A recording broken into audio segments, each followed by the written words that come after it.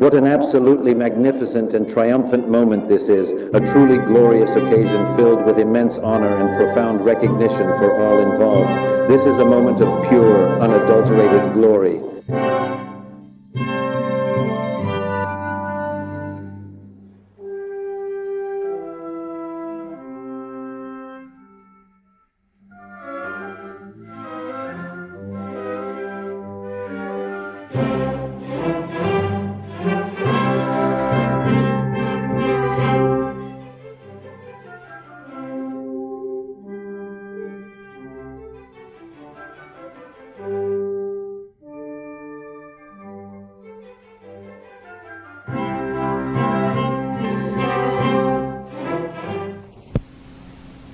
Well, this profound love that is truly never satisfied with God, that embraces him with fervent devotion in a heartfelt pleading, a divine blessing, a deep and abiding connection,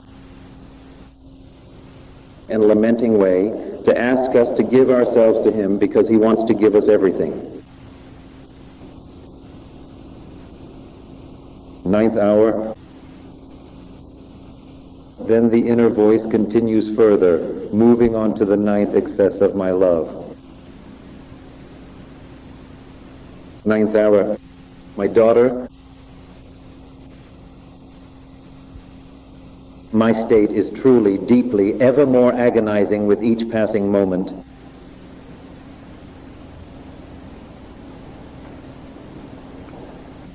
If you love me, let your gaze remain fixed on me, so that you may truly see if you can give your precious little Jesus some comfort, a tender word of love, a tender caress, a gentle kiss that might provide relief to my deepest weeping and all my profound sorrows.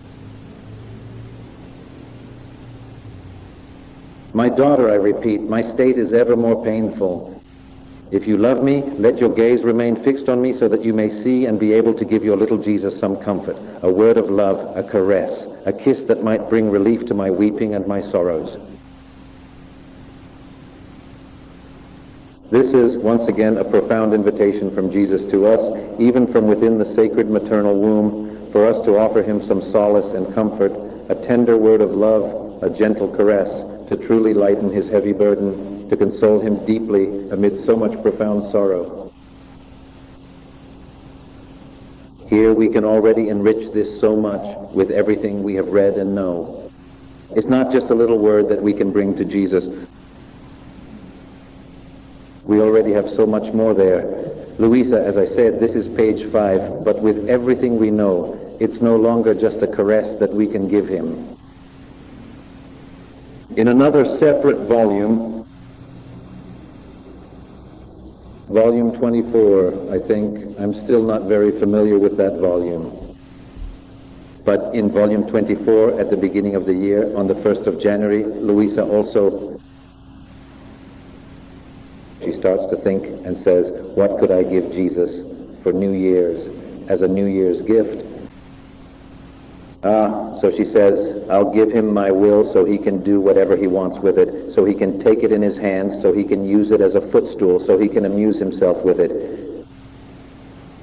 And Jesus says to her, no, my daughter, you already gave me your will many years ago. Now what you can present to me as a truly special New Year's gift are all the devoted acts you performed in my divine will during this past year. In other words, not just here I give you my will, but rather all the acts you have done in my will throughout this year. Offer that to me again, and I will feel as if you are repeating the whole year for me, so I can receive all the love from this entire year once more. Well then, it's the same for us too, now with all the knowledge we have, some more, some less. When we do this novena now, and Jesus asks us for a word, some comfort, let us bring him all the acts we have done in his will, which, although they are of his will, have been carried out by us. So it's not just a word that will take away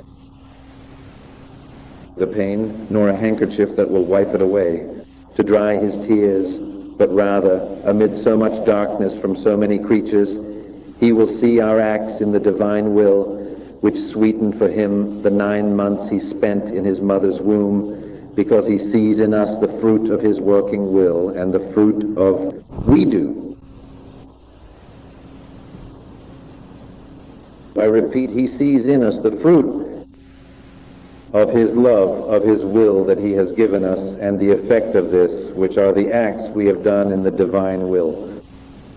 This is what gives him back the light, as we will see a little further on. I'll remind you of it. I repeat, and I am always becoming more sorrowful. If you love me, let your gaze remain fixed on me, so that you may see if you can give your little Jesus some comfort. Yes, we can see that we can, because in the divine will, as we said earlier, we can repeat to him the comfort that our mother gave him, and we can bring him all the acts we have done in the divine will. So here I answer Jesus, yes, indeed, Jesus, yes, absolutely, yes. And just by taking the divine grace and boundless love, because the Father graciously offers it to you through the sacrifice of Christ.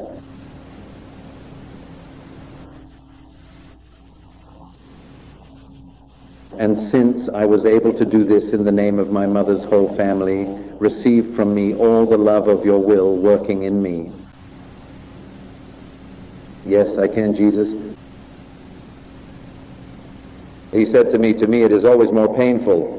If you truly and deeply love me, please let your unwavering gaze remain steadfastly fixed upon my humble being, so that you can clearly perceive and understand, if you are able to offer the innocent little Jesus some profound comfort, a tender word of heartfelt love, a gentle and reassuring caress, perhaps even a sweet, consoling kiss that I, in my profound sorrow, bring to my flowing tears and my deep afflictions, so that all who witness this can truly see and comprehend how we together can accomplish this sacred and loving act, demonstrating our devotion and compassion in every possible way. In the 9th month and at the birth, I am going to get up to set up the nativity, but it's the same idea I was just talking about. That's why I take it this way. It's the chapter where Luisa vividly sees the infant Jesus as a newborn, December 25th, 1921. In this edition, 227, but the chapter is December 25th, 1921. Luisa sees Jesus here as a newborn, shivering from the cold in the manger. And Jesus says to her, "My dearest daughter, do you truly think it was merely the biting cold of the material environment that so deeply chilled my very soul? Oh no, my dear. It was truly the profound coldness of human hearts that affected me so profoundly. That truly made my very soul shiver with an intense cold deep inside, and their profound ingratitude, when it was finally brought to light, truly made me weep most bitterly and uncontrollably. My dear mother calmed my weeping, although she too wept.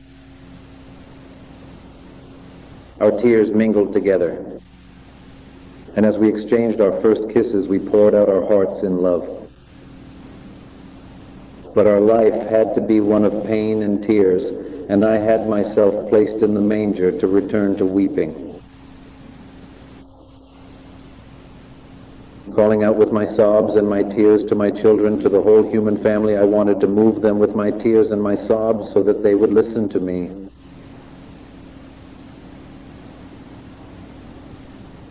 But no one came, and even less so within themselves, because to go within, one had to have entered into my will in order to be present in those moments.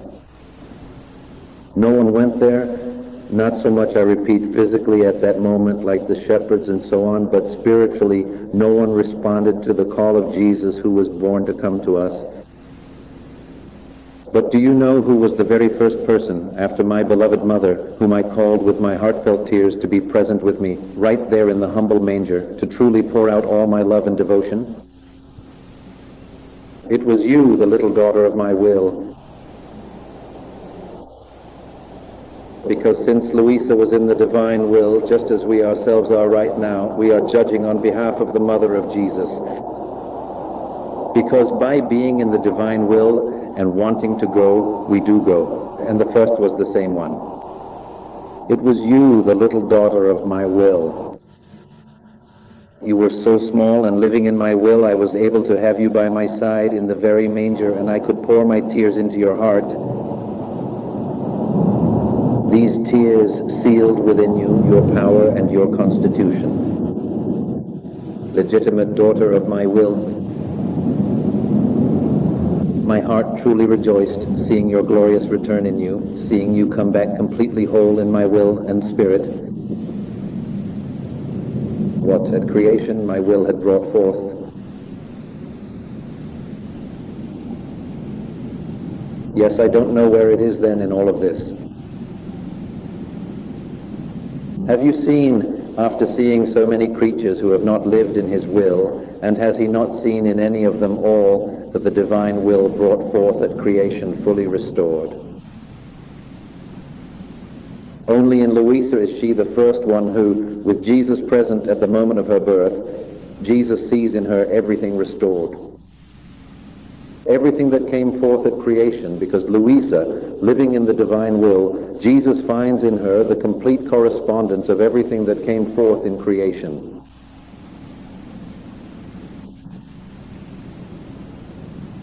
My heart rejoiced seeing return in you, whole in my will, what at creation my will had brought forth, and this was indispensable for me. When coming into the light of this world, I had to consolidate the rights of creation and receive the glory as if the creature had never departed from my will. And this I found in you. So for you it was the first kiss and the first gifts of my childhood. And perhaps what we brought with us in a single gulp. We know how all of that is in the act of being accomplished. Louisa, and Louisa asks, and I, my love, how can this be if I didn't even exist on earth yet? We can say the same thing ourselves now. How can it be that we are present at the Nativity if we didn't even exist at that time? And Jesus in my will. Everything existed, and all things were for me a single point. That is where they find us. So I saw you in yourself just as I see you right now, and all the graces I have given you are nothing but the confirmation of what had already been given to you from all eternity. But not only did I clearly see you, I also distinctly saw in you my own cherished little family who would forever live within my heartfelt will and legacy, and who one glorious day would eventually make a peaceful retreat and completely finish this on a beautiful Sunday afternoon.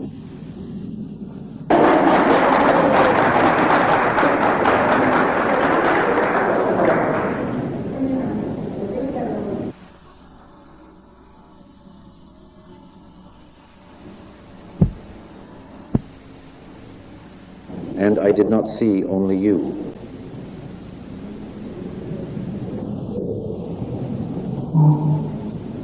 But I also saw in you my little family who would live in my will and who one day, amid acclamations, would hear and know this.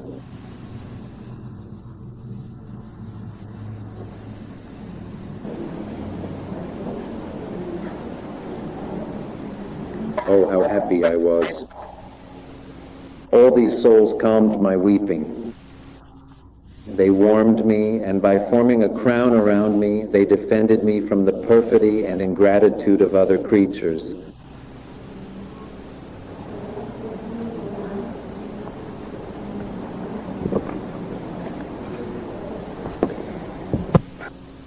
So with this in mind, let us prepare to celebrate the birth. Not so much on December 24th or 25th, but rather the one that is happening in act in the divine will. Right now, as children that we are doing it because it is Christmas time, but this exercise can be done at Easter, at Pentecost, during Advent, on ordinary Sundays, or whenever you wish. It is happening in act in the divine will. Jesus is in the act of being born and in the act of seeing us.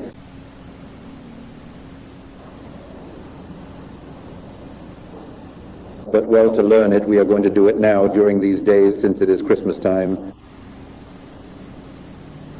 My daughter, I repeat the 9th hour now to finish.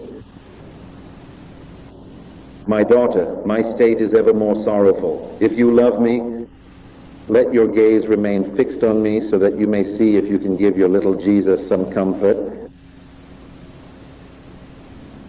A word of love, a caress, a kiss that will give respite to my crying and my afflictions. We're here for you, like Jesus. Yes, that's how it is, at that pace.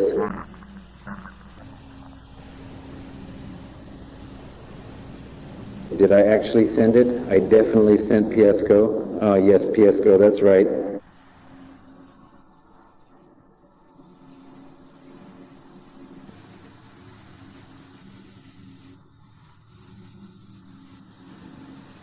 Listen, my daughter, after I have given 8 bursts of my love to the man, and he repaid us so poorly, my love did not give up, and to that generous excess he wanted to add a 9th. And this 9th longing is a profound and intense yearning. These fiery sighs are the passionate flames of an ardent desire to ultimately leave the comforting maternal womb so that I can fully embrace all of mankind. And these profound longings, these intensely fiery sighs, reduced my tiny, fragile, unborn humanity to such an unbearable agony that I was about to take my very last breath indeed.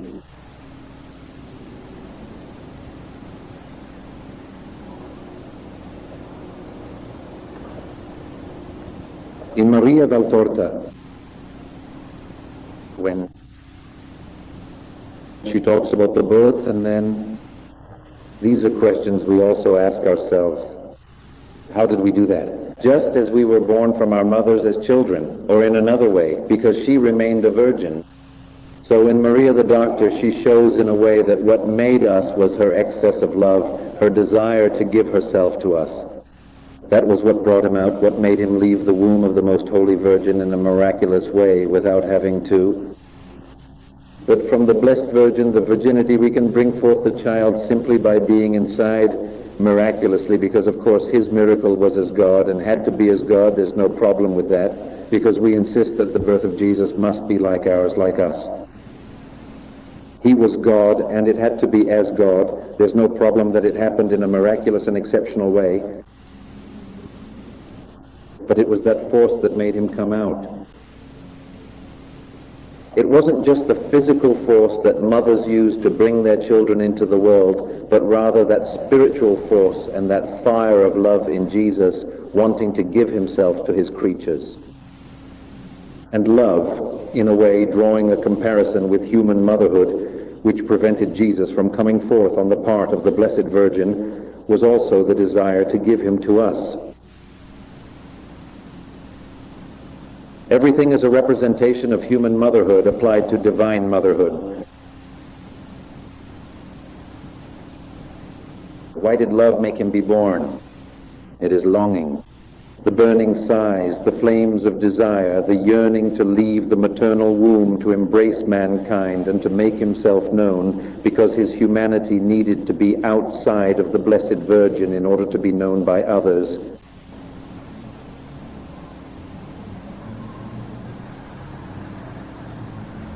And by us as well.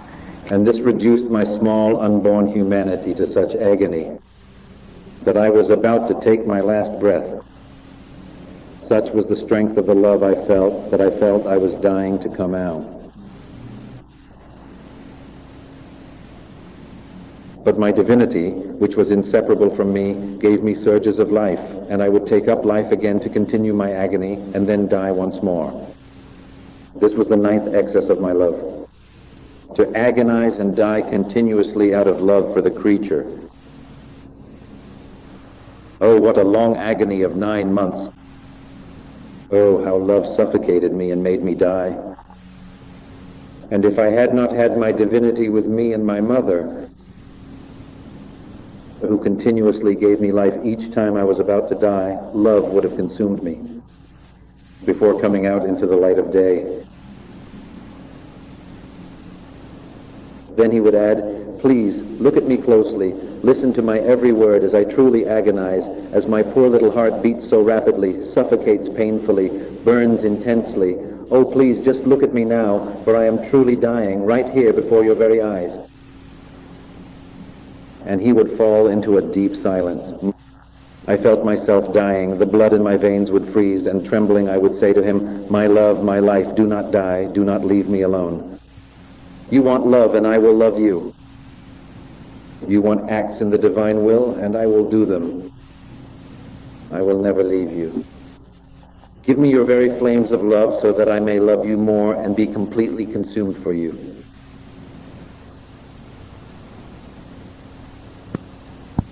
Here it ends, the Christmas Novena in LUISA. As you saw, we wanted to do it a little more quickly because otherwise we wouldn't have finished. Well, as a summary of everything we've seen over these past couple of days, we have this Christmas novena as a guide, not only to prepare ourselves for this Christmas, but also to enlighten our whole life in the divine will. Everything that has been said here has been recorded on cassette tapes, and since these are things we've taken from Louisa's writings, they always have a new light each time you listen, each time you replay the cassette. Jesus within us teaches us a new nuance of everything that is profoundly written there and now eloquently spoken. So what I strongly recommend is that we diligently read, carefully listen to, as much as we possibly can, these precious cassettes. It's not merely me you're attentively listening to. It's Louisa's profound and sacred writings, verbally recorded and meticulously captured for posterity. So please do not hesitate to repeatedly review and deeply reflect upon them. And right now, to finish things up completely, and to prepare ourselves properly for the most blessed Christmas season, I truly think we should all make a concerted effort to repeat, not just with the readily available cassettes, but with the actual and sacred Christmas novena, to prepare ourselves diligently for the glorious birth of our Lord, and to be completely ready with all our acts in the divine will to lovingly offer them to Jesus as soon as he is born into the world. And for now, and to finish with this, I wish you all a very happy Christmas in the will of God. Thank you.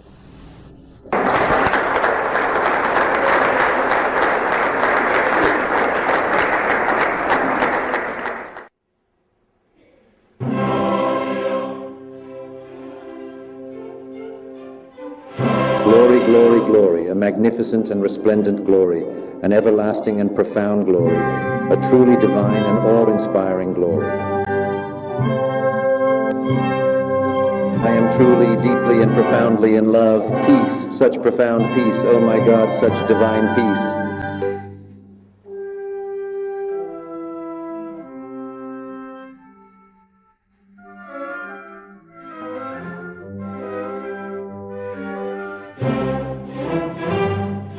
Oh, wow, whoa, whoa.